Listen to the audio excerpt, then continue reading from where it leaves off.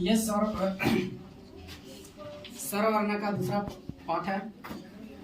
स्वरवर्ण के कितने पाठ? दूसरे पाठ है। स्वरवर्ण का जो ये पहला पाठ हम लोग पढ़ेंगे, व्याकरण पढ़ लिए हैं। आज हम लोग फिर से पढ़ेंगे स्वरवर्ण के भेद। क्या पढ़ेंगे? दूसरा क्लासेस है, व्याकरण का दूसरा क्लासेस आज चालू करेंगे। स्वरवर्ण के 3 पाठ होते हैं। स्वरवर्ण के 3 पाठ होते हैं। पहला पाठ होता है बाबू ह्रस्व स्वर। बोलो मेरे साथ, बोलो ह्रस्व स्वर। दूसरा होता है दीर्घ स्वर। तीसरा जो होता है प्लुता स्वर। क्या करेंगे? पहला जो होता है ह्रस्व स्वर। ह्रस्व स्वर पहला कौन सा स्वर? दूसरा जो होता है वो दीर्घ स्वर होता है। दीर्घ स्वर। तीसरा होते हैं प्लुता स्वर। ह्रस्व स्वर के बोलते हैं शॉर्ट वोवेल। बोलो short vowel, long vowel, longer vowel, short vowel, long vowel, longer vowel. ये सभी को इंग्लिश लिख दिए हैं, सभी को इंग्लिश लिख दिया है। पहला ह्रस्व स्वर। अब इस पाठ्य पाठ को हम लोग बात करेंगे कि ह्रस्व स्वर किसे कहते हैं, ह्रस्व स्वर होता क्या चीज है। ह्रस्व स्वर जिन स्वरों का उच्चारण में अपेक्षाकृत कम समय लगता है, यानी जिसको हम बोलते हैं उसमें कम समय लगता है, जिसको हम उच्चारण करते हैं उसको कम समय लगता है, उसको हम लोग ह्रस्व स्वर कहते हैं। जैसे बाबू लोग ऐसा स्वर है, इसी को हम लोग ह्रस्व स्वर बोलते हैं। क्या बोलते हैं? इसमें बोलने के बाद कम समय लगता है। बोलो तो कितना कम समय लगा? कम समय लगा नहीं लगा? ऐसा स्वर है, इसको बोलने में, इस लेटर को बोलने में कम समय लगता है। इस लेटर को बोलने में कितना समय लगता है? कम समय लगता है।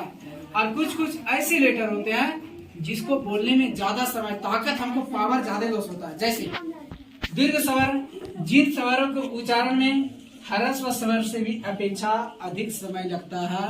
यानी कहने का मतलब है, जो दीर्घ स्वर तुम लोग के दिखाई दे रहा है, नहीं दिखाई दे रहा होगा तो घर से कल चश्मा लगा के आएगा। सबको चश्मा लिया नहीं आएगा, चश्मा लिया नहीं किया।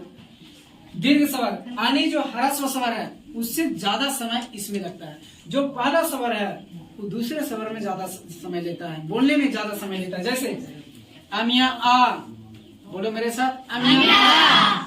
बता, आ की अपेक्षा एक में ज्यादा समय लिया नहीं लिया? दुर्गई, दुर्गऊ,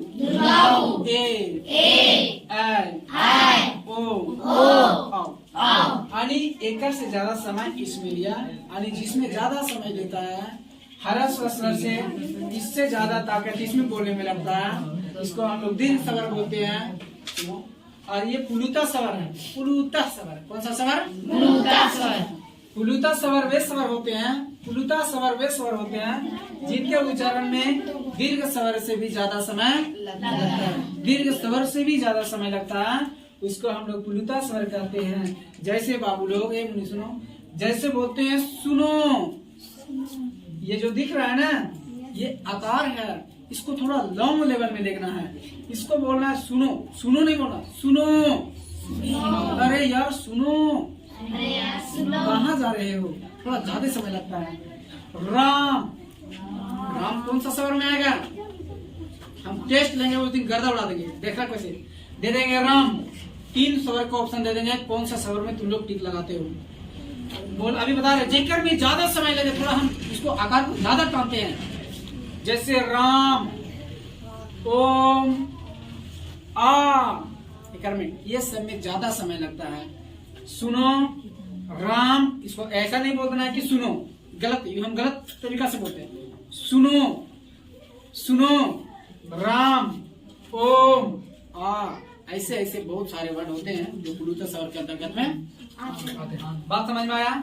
जो ये बताएं, इसमें थोड़ा कम समय लगेगा, इससे ज्यादा समय थोड़ा इसमें लगेगा, और एक से ज्यादा समय इसमें क्या करना है कि आवाज को थोड़ा टानना है।